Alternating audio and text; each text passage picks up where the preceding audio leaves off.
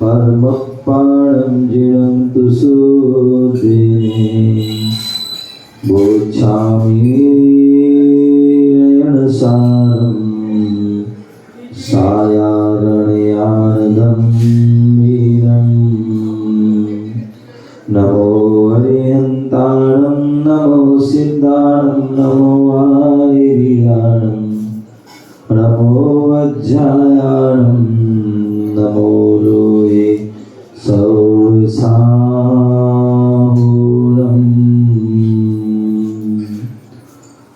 बोले पंच परमेष्टि भगवान की जय। बोले आदि प्रभु आदि ब्रह्मा आदिनाथ भगवान की जय। बोले चिंतामणि पारसनाथ भगवान की जय। शासन नायक भगवान महावीर स्वामी की जय।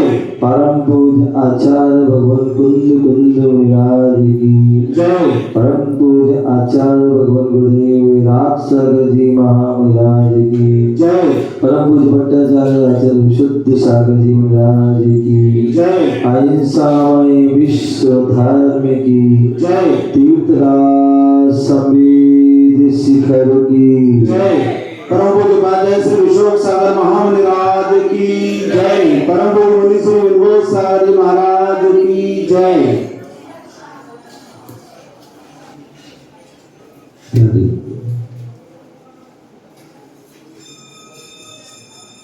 आज हम सभी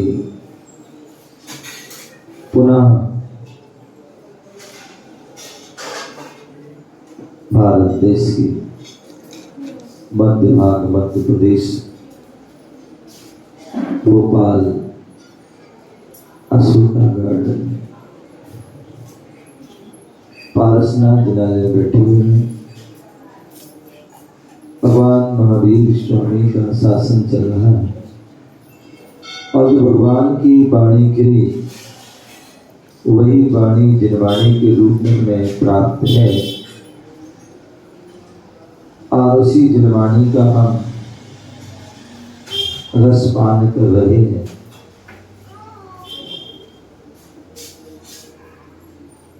यहाँ पर रैण सार ग्रंथ का व्याख्या चल रहा है जो आचार्य कुंद कुंद देव द्वारा लिखित है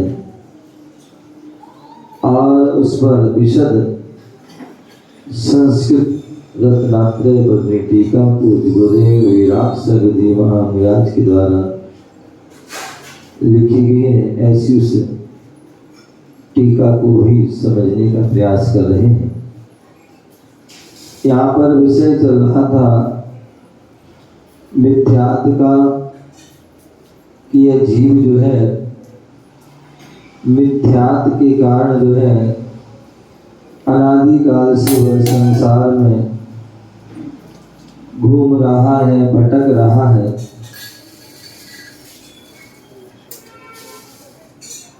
जो उसके मन में सत असत का जो है अंतर नहीं जान पाता है और जो मन में आता है उसको ही ग्रहण कर लेता है। जैसे एक जो उन्मत्त प्राणी पागल प्राणी है शराबी प्राणी है जैसे उसकी दशा होती है वैसी ही दशा उस मिथ्यात्व से ग्रसित व्यक्ति की होती है।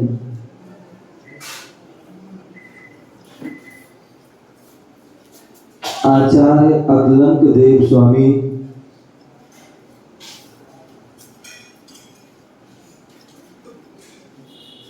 राजभारती ग्रंथ में बताते हैं कि मिथ्यात्व एक कालस्य की तरह है।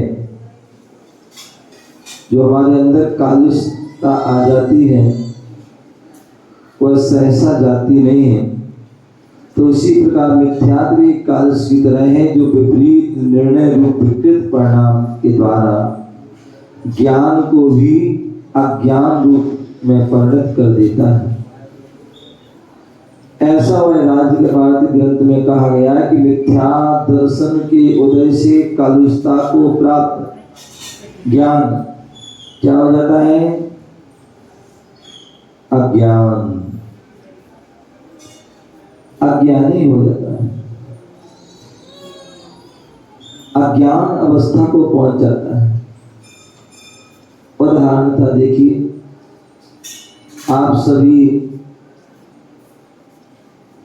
संसारी प्राणी हैं और घर गृहस्थी में फंसे रहते हैं, और घर गृहस्थी में आपके कुटुंब परिवार होता है, और उस परिवार में कुटुंब परिवार में कई भाई होते हैं, चाचा ताऊ आदि भी होते हैं,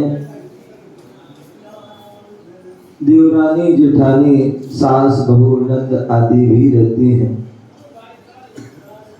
और उसमें जब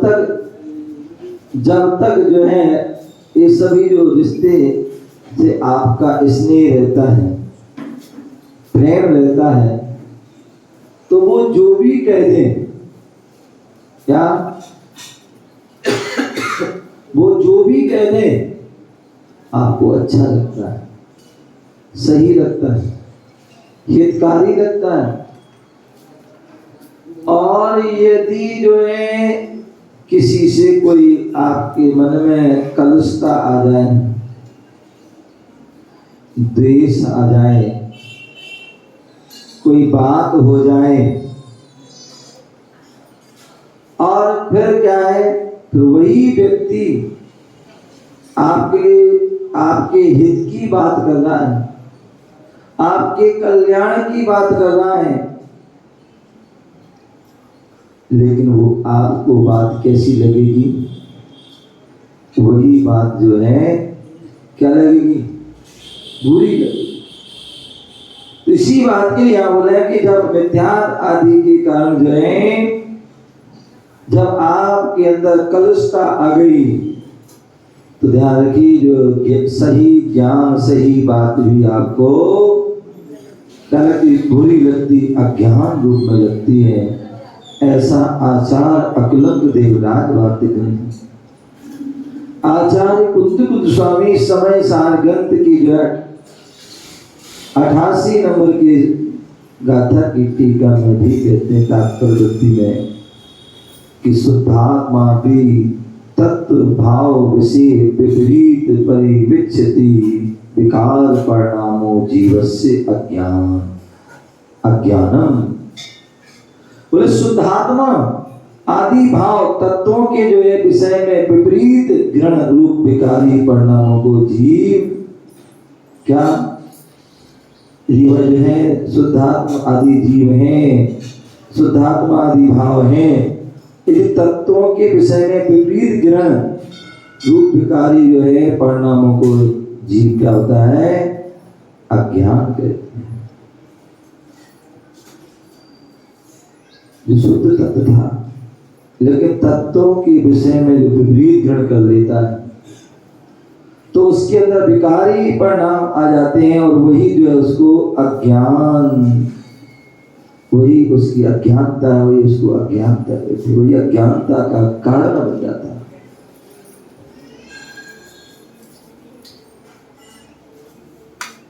आप देखिए, सोना शुद्ध सोना था, सोना शुद्ध था, लेकिन वही सोना यदि कीचड़ में गिर जाता है, क्या हो जाता है? कीचड़ में गिर जाता है, तो उस कीचड़ के सहयोग से जो है उसकी जो चमक जो है क्या होती है? धूमिल हो जाती है। क्या हो जाती है? धूमिल हो जाती है।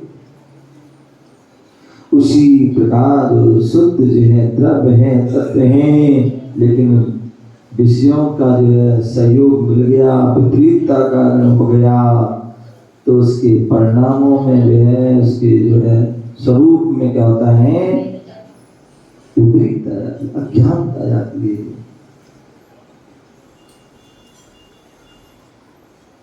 अज्ञानता आ जाती है, विपरीत आ जाती है। ये जो मिथ्या दृष्टि जो जीव होता है, शास्त्रों का अध्ययन करता भी है, तो मिथ्यात्व के कारण वह अपनी बुद्धि से कल्पित यथार्थता से विरुद्ध निश्चय उसी प्रकार करता है। एक सम्यक दृष्टि ज्ञान अध्ययन कर रहा है और सच्चे पदार्थ को ग्रहण कर रहा है, सच्चे तत्व को, समीचीन तत्व को ग्रहण कर रहा है, और एक जो मिथ्या दृष्टि भी अध्ययन कर रहा है, लेकिन मिथ्यात्व के कारण अपनी बुद्धि में कल्पित जो मन में आया उसको यथार्थ मान करके, यथार्थ क्या, उसको यथार्थ ना मान करके उसके विरुद्ध जो है उसका निर्णय कर लेता है। जिस प्रकार बोले सांप होता है, और सांप को जो है, सांप दूध पी करके भी क्या करता है, विष रूप से वर्णन करता है।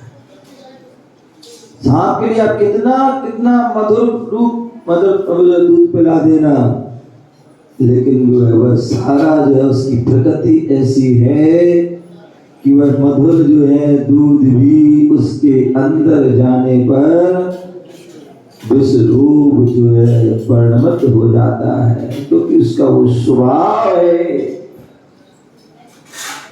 और यही कारण है कि आचार्य जो है कुंद स्वामी समय सार ग्रंथ में जो है 317 नंबर की गाथा में कहते हैं, क्या कहते हैं, एक बार हाथ जोड़िए। नामुड़ई पड़िम भब्बो सुट्ठुवी अजाई उड़ सत्थानी गुड़ दुद्धम पी पिबंता ना पण्यानि विसाहोंती। कितनी सुंदर बात बोले। बोले जो अभव्य जीव होता है, क्या अभव्य जीव होता है, वो अच्छी तरह से शास्त्र को पढ़ लेता है, लेकिन फिर भी वह विपरीत सिद्धांत वाली प्रकृति को छोड़ता नहीं। कितनी भी अच्छे अच्छे शास्त्र को पढ़ लिया, सुन लिए, उसको बता दिया जाए, लेकिन उसकी जो विपरीत सिद्धांत वाली प्रकृति है वह क्या होती है, छोड़ती नहीं है। कैसे, बोलो जैसे गुड़ दुग्धम पिबंता ना पण्यानि विसाहोंती, जैसे सर्प के लिए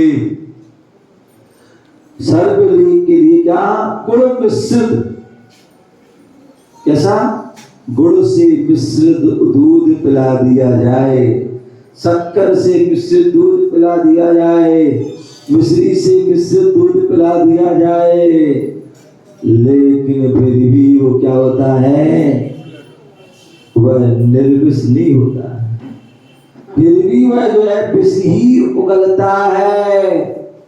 क्या होता है, विष, क्योंकि उसकी वो प्रगति है, उसका वो स्वभाव है। इसलिए किसी ने कहा है, जिसका जो स्वभाव जाए न जी से, जिसका जो स्वभाव जाए न जी से, और नीम ना मीठी हो खाओ गुड़ घी से। हैं? ये हमारे कवियों ने, जो प्राचीन बुजुर्गों ने जो है जो बात कही है, वो आगम सम्मत बात कही है, कोई मनगढ़ंत बात नहीं कहते हैं। जितनी भी जो छंद आदि है या जो दोहे हैं, वो सारी बात जो कही गई है वो आगम को पढ़ कर गई है। तो समय निश्चित ही उन्होंने उस समय सार ग्रंथ को पढ़ा होगा, समय सार ग्रंथ को पढ़ा होगा, सुना होगा कि नीम को गुड़ जो है, दूध जो है, क्या दूध को जो है गुड़ मिश्रित भी सर्प को पिलाओगे तो वो जो है मधुर नहीं होगा, वो जो उसके अंदर जो विष दूर नहीं होगा, अपितु विष ही उगलेगा, क्योंकि उसका वो स्वभाव है। उसी प्रकार जिसका जो स्वभाव होता है वो छोड़ता नहीं है। नीम ना हो मीठी चाहे गाओ गुड़ घी से। नीम जो जिसका जो स्वभाव है वो वैसे ही रहेगा, चाहे वो जो है तो उसको गुड़ घी से भी खा लो तो भी वह कड़वापन उसमें रहेगा। तो इसलिए अभक्त जी, और अब मैंने पहले बताया था कि अभक्त कौन होता है, तो जिसमें जो है रत्नात्रय को धारण करने की योग्यता नहीं है, सम्यक दर्शन, सम्यक ज्ञान, सम्यक चारित्र को धारण करने की योग्यता नहीं है, जिसे मोक्ष जाने की जिसके अंदर योग्यता नहीं है, ऐसा वह जीव जो है वो अभक्त है। और जो अभक्त होता है वो अभक्त ही रहता है, कभी भक्त नहीं होता है। जैसे आप ये महिलाएं बैठी हैं, ठुर्रा मूंग होती है, क्या होती है?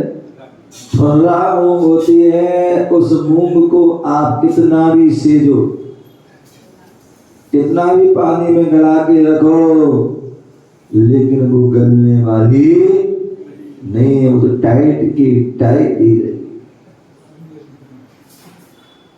इसी प्रकार कुछ ऐसे भी चने होते हैं, क्या कुछ ऐसे भी जो चने होते हैं जिनको क्या कितना भी भर भूजा पे भूजो उसको, लेकिन वो भूजने वाले नहीं, जल जाएंगे, लेकिन वो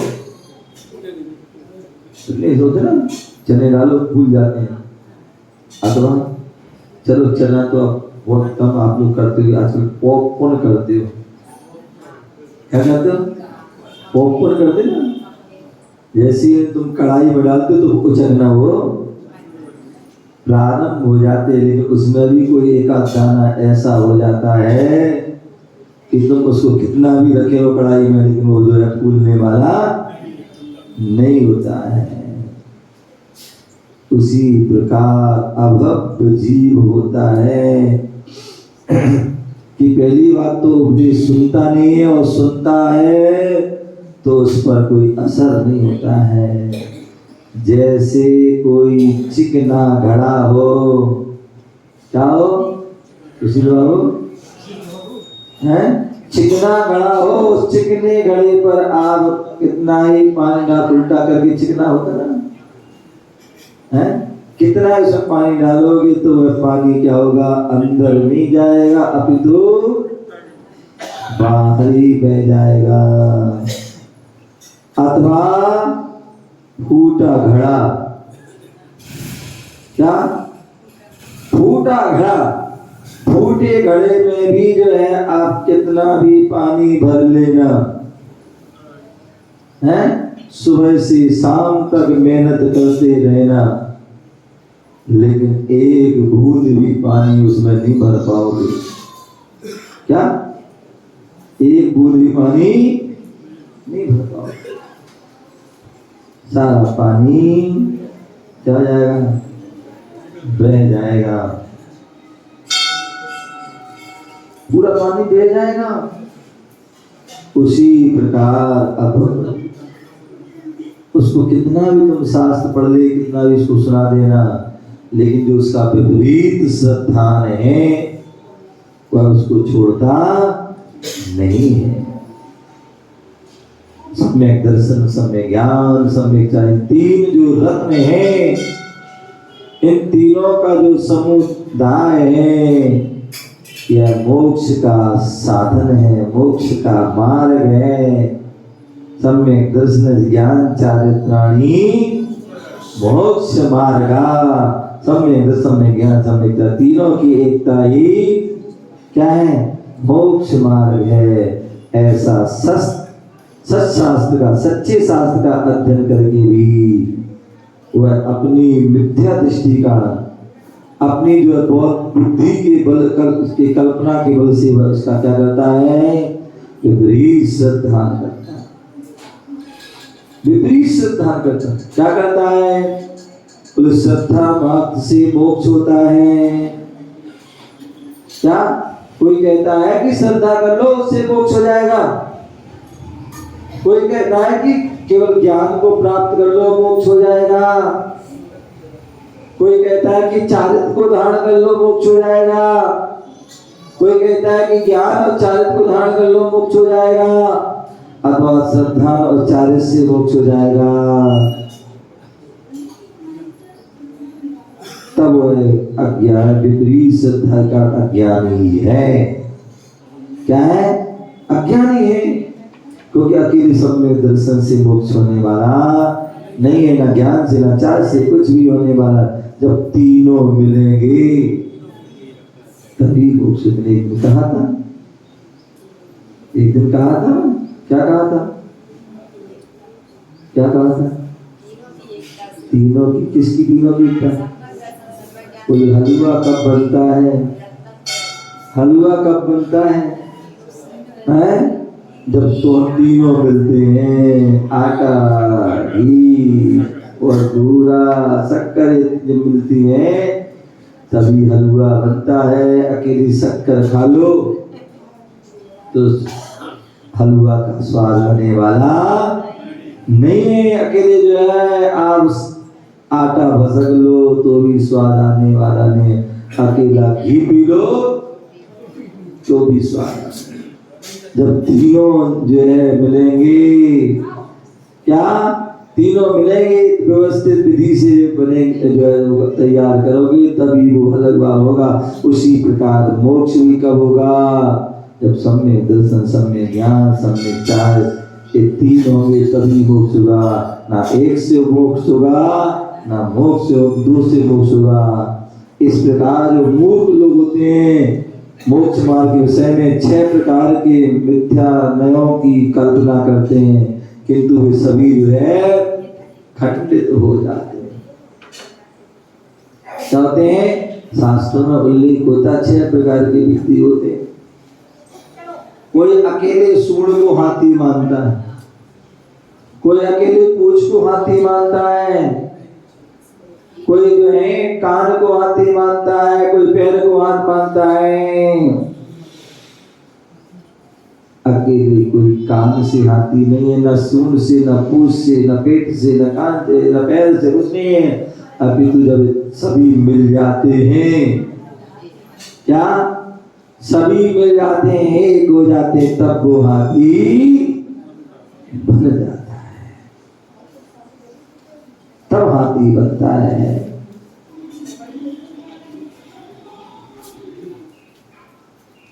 जो आप्त के द्वारा कहा गया, जो आप्त के द्वारा कहा गया हो, समस्त पुरुषार्थों का वर्णन करने वाला हो और नए और प्रमाणों से गंभीर हो। क्या हो, गंभीर हो, उसे क्या कहते हैं, उसे आगम कहते हैं। क्या कहते हैं, आगमस्तद बचो शेष पुरुषार्थानुशासनम नया प्रमाण गंभीरम तदा भासो सताम बचा। क्या करें, आचार्य भगवान कह रहे हैं कि जो आप्त के द्वारा कहा गया हो, आत्म चित्रागी सर्वक हेतोपदेशी के द्वारा जो कहा गया हो, और जो पुरुषार्थों का जो वर्णन करता है, क्या करता है, जो पुरुषार्थों का, पुरुषार्थ भी जो 4 पुरुषार्थ हैं, क्या है, जो जहाँ 4 पुरुषार्थ होते हैं, जहाँ धर्म पुरुषार्थ, जहाँ पर अर्थ पुरुषार्थ, जहाँ पर काम पुरुषार्थ और जहाँ पर मोक्ष पुरुषार्थ, ये 4 पुरुषार्थों का जो वर्णन करने वाला है, और कैसे नए प्रमाणों से गंभीर है। क्या है, जो अगंभीर है उसकी बात नहीं मानते कोई, जो क्या है नए से प्रमाण से जो है गंभीर है उसको आगम कहते हैं। और जो इनसे रहते हैं वो आगम नहीं हो सकता है, उसे हम आगम नहीं कह सकते हैं। जो असत पुरुषों के वचन हैं वो आगमाभास है। क्या है? जो अथवा तथवा कोई भी कह दे तो हम उस बात को स्वीकार नहीं कर सकते, उसको हम आगम नहीं कर सकते हैं। जो भीतरा की सर्वज्ञ जो हितोपदेशी के द्वारा जो कहा गया है और जिसमें 4 पुरुषार्थों का वर्णन है, इनका चारों का, एक का नहीं। अंतर आप देखिए बहुत से लोग ऐसे मौजूद हैं, लोग कुबुद्धि वाले लोग, जो बुद्धि तो है लेकिन उसका दुरुपयोग करते हैं। तो क्या करते हैं, कोई अर्थ पुरुषार्थ देता है कि अर्थ को ऐसे गमाना चाहिए, ऐसे करना, ऐसा करना चाहिए, करना चाहिए आदि। कोई जो है काम पुरुषार्थ, जिसमें काम पुरुषार्थ के बारे में कैसे हमें विषय भोग करना है, कैसे किसको क्या रिझाना है, कैसे आदि सारा उसका विषय वासना पर। और कहीं पर जो है केवल धर्म पुरुषार्थ, कहीं पर केवल मोक्ष पुरुषार्थ। तो जहां एक एक पुरुषार्थ के बारे में कथन हो वो एकांत मत है, वो अनेकांत मत नहीं है। और एकांत मत जो है वो मिथ्या में आता है। इसलिए आचार्य कहते हैं कि यहाँ पर हमें जो पुरुषार्थों, पुरुषार्थी का पुरुषार्थों का वर्णन करने वाला जो 4 प्रकार के पुरुषार्थ हैं और उनको क्रम से, अक्रम से नहीं, क्रम से सबसे पहले धर्म पुरुषार्थ। धर्म को जानो, धर्म की परिभाषा, धर्म की बात को, धर्म के लक्षण को जानो, उसके भेद प्रभेद जानो और उसके बाद फिर अर्थ को जाने, फिर काम को जाने और फिर मोक्ष को जानकर सूत्रम बढ़ाए। तो इसलिए पुरुषार्थ। तो जो इसके अतिरिक्त जो क्या है आपके द्वारा कहा पुरुषार्थों का वर्णन करने वाला और नए प्रमाणों से गंभीर है वही आगम है। इसके अतिरिक्त वह आगमा भास है। हर किसी की बात को आगम स्वीकार नहीं कर सकते। इनने कहा, उनने कहा, उनमें सोच की सुनने बोले नहीं। किसने कहा? पहले प्रमाणिक व्यक्ति होना चाहिए। क्या? प्रमाणिक व्यक्ति होना चाहिए, तब उसकी बात स्वीकार है। इस प्रकार अपनी लघु बुद्धि के गमन से उद्यत मिथ्या दृष्टि स्वामति से कल्पित असत शास्त्रों की रचना कर डालते हैं। क्या बोलते हैं? कोई लघु बुद्धि, थोड़ा सा ज्ञान हुआ और अपनी जो शास्त्र लिख दिया, या घमंड के कारण, अपनी जो अभिमान की पुष्टि के कारण, मान की पुष्टि के लिए क्या उद्यत मिथ्या दृष्टि, उद्यत हो जाता है ऐसा वह जिसकी दृष्टि मिथ्या है, वह स्वाकल्पित जो उसके मन में कल्पना आई भाव है वैसी उसको वह लिख देता है, जिसके फल स्वरूप वह स्वयं को और दूसरों को मोह सागर में डाल देता है। क्या कर देता है? स्वयं भी मोह सागर में डाल देता है, दूसरों को डाल देता है। इसे कहते हैं खुद डूबे और दूसरों को भी, खुद तो डूबेगी साथ में जो है तुम्हें भी डूबो।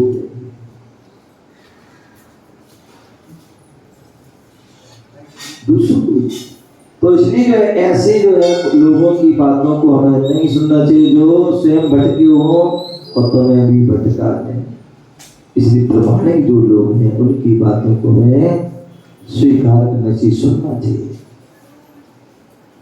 जगत पूज दोनों लोगों में आत्मशुद्धि के दायक ऐसा समीचीन सार ज्ञान शास्त्र जिन प्रवचन विद्यमान हो, तो कौन ऐसा बुद्धिमान है जो स्वयं को असत शास्त्रों के द्वारा प्रचारित करेगा। क्या बोल दिया? यहाँ पर जगत पूज तीनों लोकों में आत्म विशुद्धि का दायक है। दोनों लोकों में जो है क्या है, आत्म विशुद्धि का दायक, और दोनों लोग क्या है, इस लोक और परलोक। परलोक में सिद्धत अवस्था जो है ऐसे उसमें। तो जगत पूज जो है दोनों लोगों में आत्म शुद्धि का दायक है। तो सम्यक दर्शन, सम्यक ज्ञान, सम्यक चाहते वो क्या है, आत्म विशुद्धि का। ऐसा समीचीन, असमीचीन नहीं, समीचीन सच्चा शास्त्र जो जिन प्रवचन है, जो जिनके वचन हैं वो भी कैसे प्रिय वचन हैं। यदि वह बुद्धिमान हो, वो हमारे समक्ष जो हो, तो ऐसा कौन बुद्धिमान होगा जो स्वयं को असत, जो गलत शास्त्र हैं, मिथ्या शास्त्र हैं, उनके द्वारा प्रताड़ित करेगा, वंचित करेगा, अथवा कोई भी नहीं।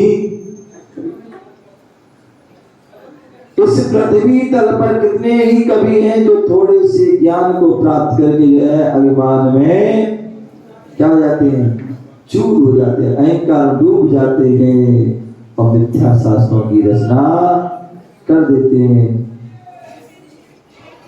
ऐसा करके वो दूसरों को धोखा नहीं देते, अभी तो सबसे पहले अपने आप को ही धोखा देते। जो मतलब जो कभी विद्वान जो क्या करते हैं, आत्म तत्व से विमुख होकर के, क्या आत्म तत्व से विमुख होकर मात्र हमारी कीर्ति में अनुराग रखते हैं कि हमारी कीर्ति हो, हमारा नाम हो, हमारी प्रतिष्ठा हो, इसके उद्देश्य और मिथ्या शास्त्रों की क्या करते हैं, रचना करते। रचना करना है तो भैया सच्चे शास्त्रों की रचना कीजिए। जो जिनेंद्र भगवान ने कहा उनकी बात को कहिए, जो हमारे सच्चे गुरु निर्गत गुरु हैं उनकी बात को आप प्रसारित कीजिए। अभी तो कोई भी मन ग्रंथ बात लिख दी और हमारी कीर्ति हो, हमारा सम्मान हो, हमारा आदर हो, हमारा नाम हो, और उसके कारण से मिथ्या रचना कर देते हैं। तो छल से बेचारे क्या करते हैं, भोले भाले प्राणियों को व्याकुल कर देते हैं, आकुल व्याकुल करते हैं। तो उन्हें बोले ऐसे लोग क्या समझना चाहिए, बोले ज्ञानी नहीं समझना चाहिए। अभी तो वो क्या है, जो मूर्ख है, क्योंकि अपना भी बुरा कर रहे हैं और दूसरों का भी। याद करो आप, वो भगवान आदिनाथ का समोषण लगा हुआ है, और जहां पूरी 12 सभाओं में सब लोग बैठे हुए हैं, और वहीं पर क्या है, जैसी वाणी गिरती है वहीं मारीच बैठा हुआ था जो उनका पोता था, और जैसे उसने सुना कि मैं तो भविष्य में जो है 24 में तीर्थंकर बनूंगा, क्या बनूंगा, तीर्थंकर बनूंगा। उसे अभिमान आया था, अहंकार आया था, फिर मैं इनकी बात क्यों सुनूं, मैं क्यों अभी यहाँ बैठूं, और वहां से निकल जाता है, निकल जाता, मिथ्या का जो है उदय आ जाता है, तीव्र प्रकोप होता है, और वह वहां से निकल करके जो है अपनी दुर्बुद्धि के कारण, खोटी बुद्धि के कारण या बुद्धि का दुरुपयोग करके वह 363 मतों की रचना कर देता है। क्या कर देता है, 363 मत की रचना कर देता है। और यही कारण है कि कहा आदिनाथ तृतीय काल में और कहा महावीर स्वामी चतुर्थ काल के लास्ट में किस कारण से उन्होंने मिथ्यात का कथन कर दिया, मिथ्या बात को प्रचारित कर दिया, मिथ्या मतों को उन्होंने क्या कर दिया, बढ़ा दिया, जिसके कारण जो है वो तो भटक गई, और उनके कारण कितने भोले भाले प्राणी भी भटक गए। और वो तो जो है चलिए पुण्यात्मा जीव थे, महापुरुष थे, मोक्षगामी जीव थे, तो वो तो जो है भटकने के बाद भी सम्यक बोध को प्राप्त होकर के मुनि बन करके सम्यक पथ पर चल करके वो तो मुक्ति को प्राप्त हो गए। लेकिन जिनने उनके मत को धारण कर लिया वो आज भी भटक रहे। तो इसलिए अपने छल से बेचारे भोले वाले पुण्य को व्याकुल करते हैं। उन्हें क्या चाहिए? उन्हें मूर्ख समझ। जिन शास्त्रों के पढ़ने या जानने से मन शीघ्र ही तुरंत मोह रूप समुद्र में फेंका जाता है। क्या? हमने जिन शास्त्रों को पढ़ने से हमारा मन शीघ्र तुरंत मोह में क्या होता है? मोह रूपी समुद्र में फेंक दिया जाता है, फंस जाता है। उन कुशास्त्रों से भला क्या प्रयोजन सिद्ध होने वाला है? तो उनसे कोई भी सिद्ध होने वाला नहीं है। इस प्रकार जो मिथ्या दृष्टि जीव जो है मिथ्या उपदेश बहुशुद्ध मद महापुरुषों का अपमान सूत्रवाद आगम विरुद्ध निरूपण जो है करता है तथा शुद्ध आदि का अवर्णवाद करता है। क्या करता है? शुद्ध का अवर्णवाद करता है, कुछ का कुछ बोल देता है, अनुचित और विरुद्ध कथन कह देता है और अनेक प्रकार की विरुद्ध क्रियाओं से ज्ञान वर्ण दर्शन वर्ण आदि कर्मों का आश्रय भी करता है। क्या करता है? ज्ञान दर्शन आदि वर्णों का आश्रय भी कर लेता है। आचार्य उमा स्वामी महाराज तत्वा सूत्र के 6वें अध्याय के 13वें सूत्र में कहते हैं केवली शुद्ध संग धर्म देवा वर्णवादो दर्शन मोहस्य। बोले मोहिनी कर्म के जो भेद है, दर्शन मोहिनी चार्त मोहिनी, तो दर्शन मोहिनी का जो आश्रय होता है तो कैसे होता है? बोले जो केवली का अवर्णवाद कर देता है। क्या? अरे केवली भगवान तो कबलाहार करते हैं। क्या करते हैं? केवली भगवान कबला, जैसा हम भोजन करते हैं वैसा वो भी करते हैं। ध्यान रखना, ये क्या हो गया? केवली का अवर्णवाद हो गया। क्यों? अभी नियम सार ग्रंथ का जो स्वाध्याय चल रहा था, बोले भूख कब लगती है? भूख कब लगती है? बोले जब असाता वेदनी कर्म का उदय होता है तब भूख लगती है। साता कर्म के उदय में भूख नहीं लगती, असाता के उदय में। जितना असाता कर्म होगा उतने ही देखिए आप क्या उतने उसको भूख लगी, उतनी खाने पीने विषय भोगों में वह व्यक्ति का तरह से मचा होता है। और जितना उसका साता का कर्म का उदय होगा उतना वो क्या होता है? धर्म ध्यान आदि में लीन होता है और उसे भूख भी कम लगती है। आप देखिए कई बार साधु संत आदि को देखते हैं, त्यागी तपस्या को देखते हैं, आप बहुत से श्रावक को देखते हैं खूब उपवास और थोड़ा सा खाते, क्योंकि उनका साता कर्म का उदय चल रहा है। आप देखिए भोगभूमि के जीव होते हैं, भोगभूमि के जीव होते हैं, उनका भी क्या चल रहा है? साता कर्म का उदय चल रहा है। इसलिए क्या होता है? उनके भी कम भोजन 3 दिन के बाद, उत्तम जो है 3 दिन के बाद, मध्यम 2 दिन के बाद और जघन 1 दिन के बाद। और कितना सा है? बहेरा आंवला आदि जो है थोड़ा सा। देवों के सुने थे, देवों का हजारों वर्षों बाद होता है, हजारों वर्षों, क्योंकि वो भी जो है उनके भी साता वेदनी का वजह से, इसलिए वहां भी उनको भूख अधिक नहीं लगी। जब भी भूख लगी क्या हुआ? अपन जैसा जो ठूस के नहीं खाते, नहीं तो ठूस के खाते जा रहे हैं, चाहे भली वो बाहर आ जाए।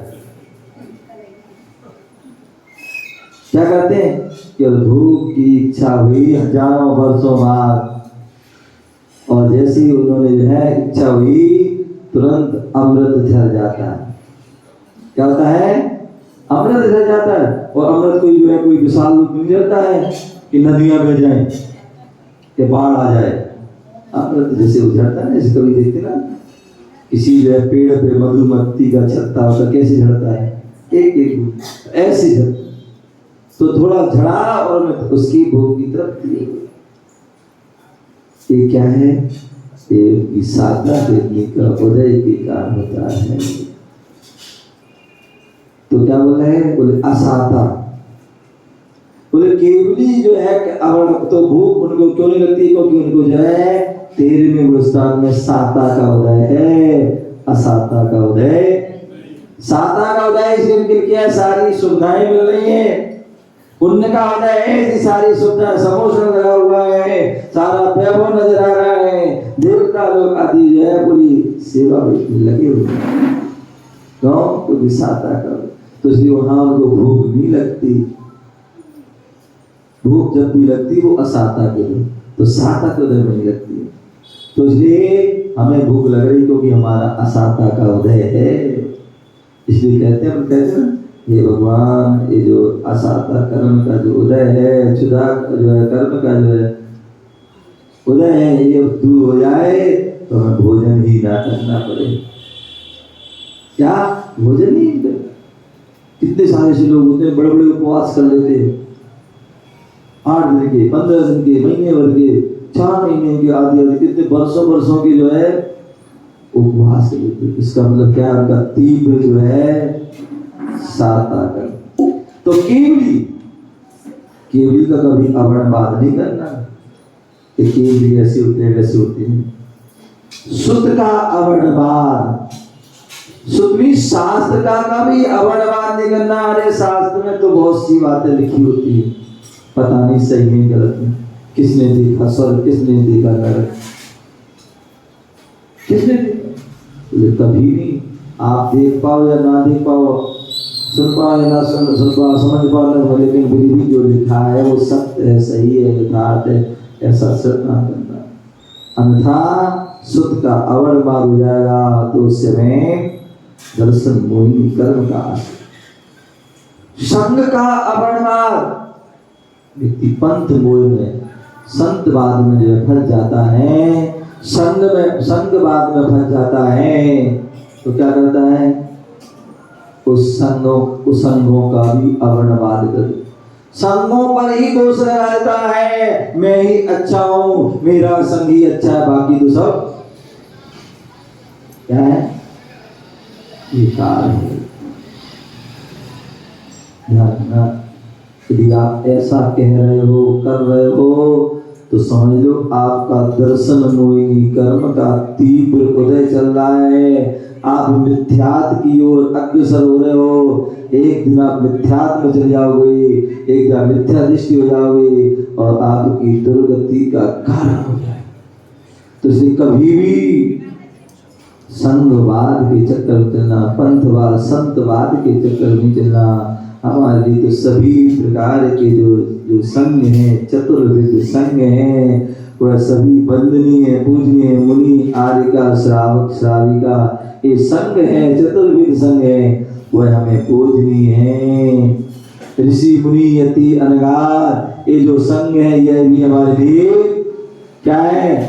पूजनीय है। कभी भी और कहते हैं आप संघ का, किसी भी संघ का सम्मान करो, अच्छी बात है, आदर सत्कार करो, अच्छी बात है। नहीं कर पाओ कोई बात नहीं, लेकिन कभी किसी संघ का अवर्णवाद नहीं करना। 2 सालों में क्या वो ऐसा है, वो ऐसा, वो ऐसा, वो ऐसा, वो ऐसा है, ये कभी नहीं करना।